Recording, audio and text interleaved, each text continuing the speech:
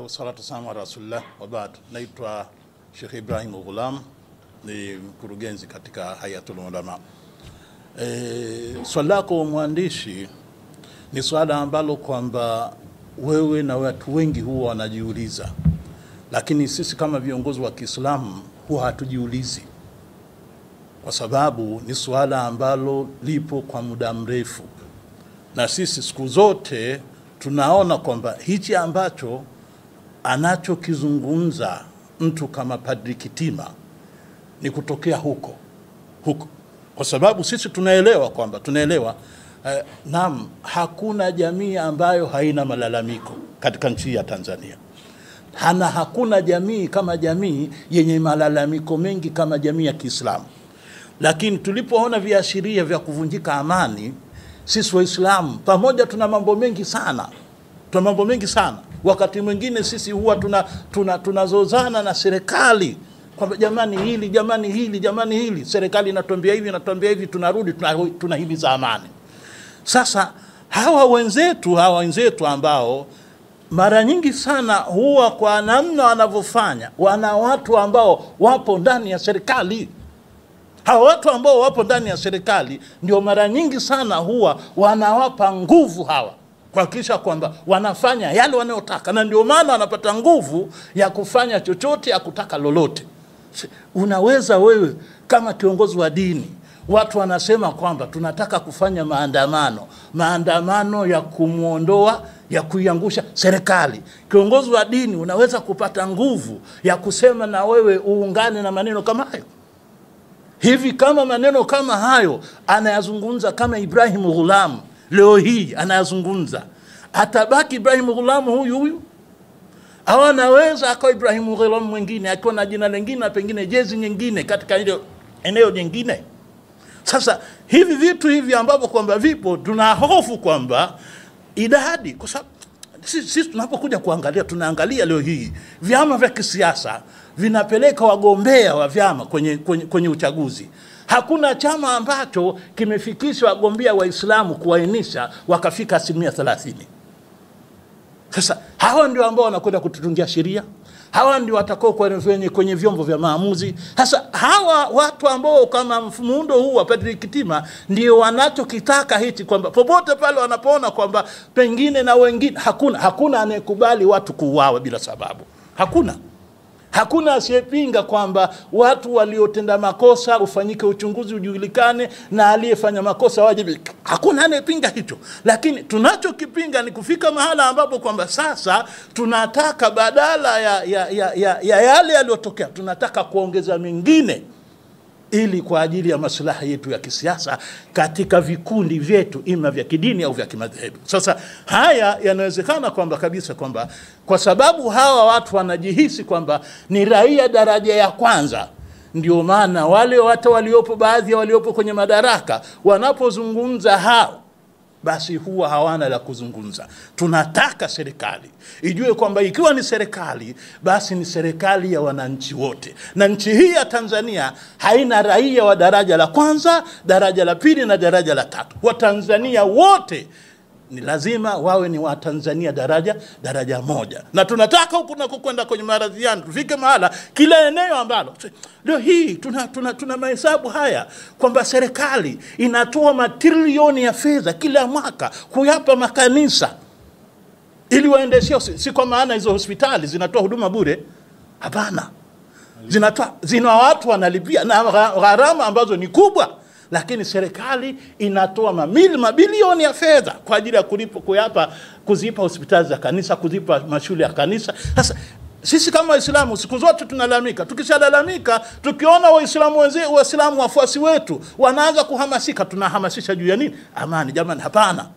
Tusiende huko, tutafute haki zetu kwa njia nini? Ya amani. Na tunamtaka kila Mtanzania ambaye anaona kwamba kuna haki yake inaminywa, aitafute haki yake, lakini asiitafute kwa njia ambayo itasababisha kuvunjwa haki ya mtu mwingine. Nadhani ukweli wa historia katika nchi hii uko wazi kuonekana jinsi Waislamu walivyokuwa wakidhulumiwa haki zao.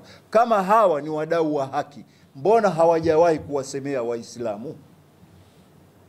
hata siku moja, lakini hili wamelivalia njuga. Kuna nini nyuma ya pazia? Mafundisho ya dini yetu kwanza yanatutaka tuwe ni watu wa kuzingatia majambo yanayotokea katika kaumu. At-tarikh huwa mir'atul qiyatul bashariyah. Historia ndio kioo cha mwanadamu kuweza kumuonyesha hali halisi ya maumbile yake yalivyo. Historia yamsimulia mtu mambo ambayo ukishapita na mambo ya sasa na mambo ya baadaye. Tukichukia historia kama hii, tunamtaka Bwana Kitime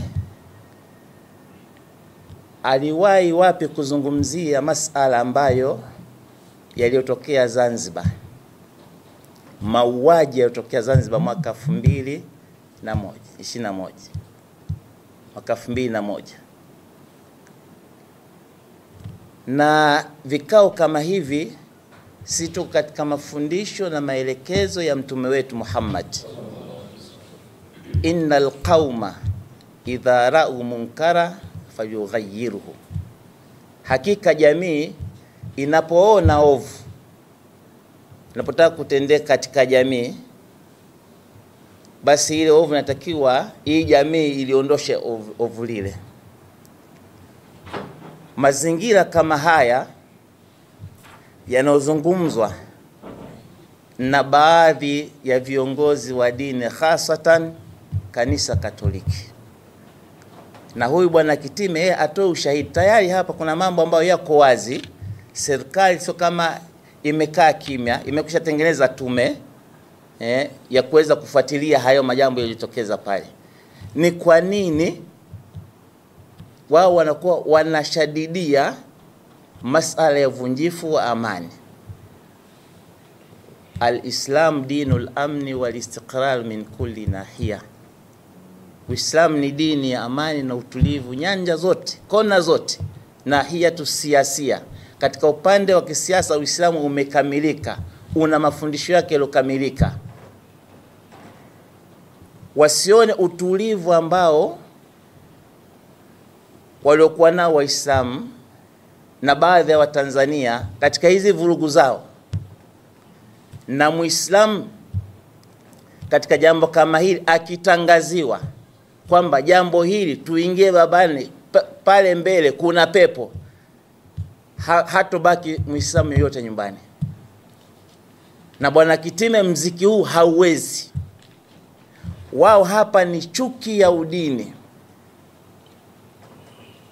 Haswatan toka ameingia madarakani Rais wa Jamhuri ya Muungano wa Tanzania Mama Samia, chuki zilianza kule. Katika hijabu yake walianza kuinyanyasa. Si kama haya hayatugusi katika upande wa kiimani, na atugusa vizuri sana. Bwana Kitime akishughulisha jamii ya Kitanzania katika haya, asije akayuta kwa yale ambayo Waislamu tuamua kujipanga na kuambizana. Tuna mambo mengi kama vile yalishowahi kuzungumzwa Waislamu, tuna haki zetu nyingi, lakini huwa tunasikiliza viongozi wetu kwamba tuyaende haya mambo katika utaratibu gani. Tuna swala la mahakama ya kadhi, tuna masala ya OIC, na serikali ya CCM ishaingiza katika mwaka 2005 katika ilani yao pale kwamba wako tayari kuyashughulikia yale.